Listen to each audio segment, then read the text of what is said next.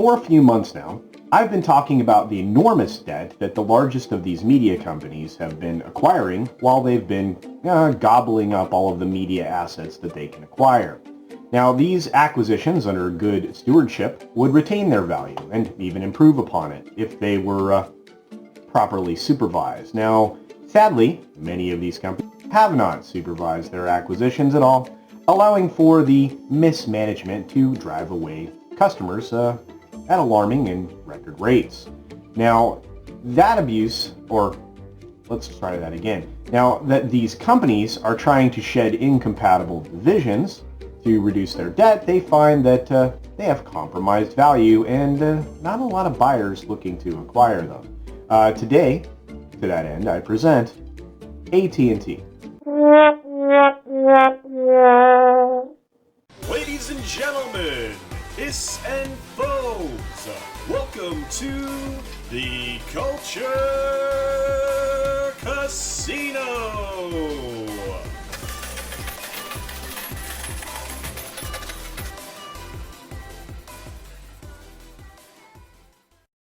When aT&T completed their purchase of Time Warner in 2018, they were getting a myriad of things that they coveted. In fact, an entire slate of things that they absolutely wanted to add to their catalog.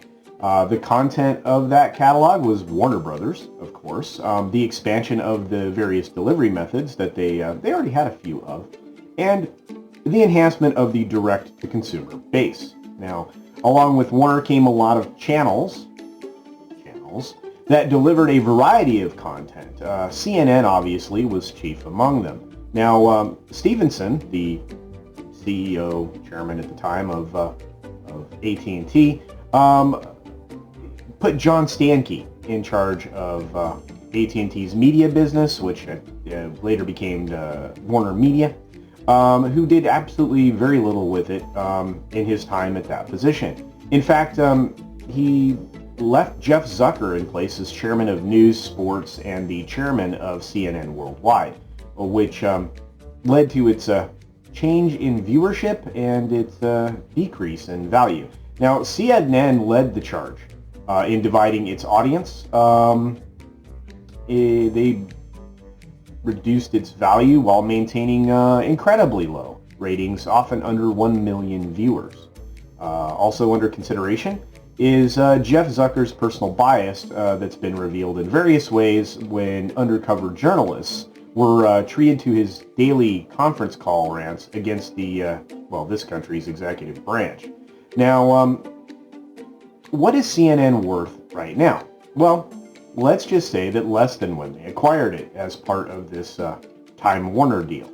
Now, the deal closed on Time Warner with aT&T purchase to the tune of about $85 billion. Now, this increased aT&T's overall debt at the time to $180.4 billion, which in 2018, that was a significant amount of debt. But over the course of a couple of years, they reduced that down to about $150 billion, as you can see here.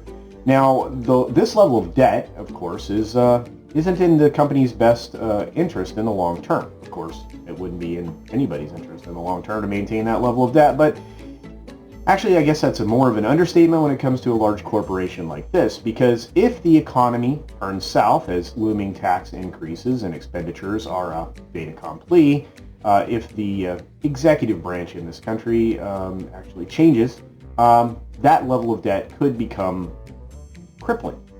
And that's not hyperbole. Let's return to the actual acquisition value, though. As of this moment, top analysts suggest a value of $5 billion, as you can see here. I know this is kind of shocking, because it shocked me. It's also no surprise, as it's based on its current content, and that value is likely to decline as the months tick by, because their featured news story and everything that has been driving their particular wagon of late maybe no longer there. I guess the whipping boy won't be there to be whipped, I guess. In fact, a quick read-through of this article here that Forbes put together will show that it'll actually give you a pretty clear picture of the dire straits that aT&T could be in, even if they manage to realize the divestiture of CNN TNT, and TBS. Speaking of which, they're also trying to jettison DirecTV as well, which that was a bad buy.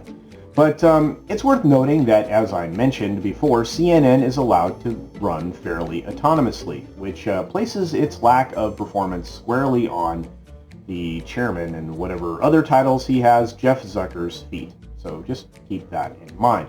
As you can see, though, these problems are just an example of one large media entity. Now, step back and realize that the whole of the media landscape right now is in this same kind of predicament.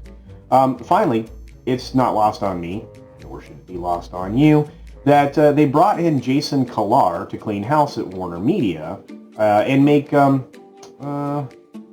many more of those assets a little bit leaner to make them more attractive for purchase by outside entities. Limiting redundancies is, of course, one thing that all of the megacorps should be doing right now. In fact, anything that you can do in your own household to eliminate things that are unnecessary, you should probably get rid of. But in the case of these media companies, I would say he's more like repackaging in order to get rid of them. Anyway, what do you think? This is the point in the video where I ask you, should AT&T pull the trigger on selling these massively underperforming assets, including CNN? And in doing so, would it be okay to lose a little bit of money? Well, they're going to lose a lot of money, but I'm just curious. Please provide your answers in the comments area below. Also, like I always say, be sure to support other independent creators here on the channel. I appreciate each and every one of you. I hope you realize that. I say that often enough, but it's absolutely the truth. And we don't have a huge industry that helps prop us up. In fact, we seem to be being actively worked against by the platform that we are trying to deliver content on. So please take the time, check out all of the amazing creators that we have here on the platform. I have a list of them in my channel. I also put banners up in various videos just to bring awareness to the fact that there are many other creators out there that we definitely should be paying attention to. In fact, right now there's a community member that's just brought themselves to my attention. LDG Pixels, here's the banner below, is sole existence is to help you and to entertain you at the same time with anything that you might be troubled with here on the platform regarding your PC. So be sure to check out this channel, as I'm certain you will find value there, like I do. Additionally, I'm going to say be sure to take care of yourself, take care of others, wash your hands, of course, because it's good hygiene, and until next time, bye. Hey there, one last quick note before I let you go, and before we make it to the end of this video.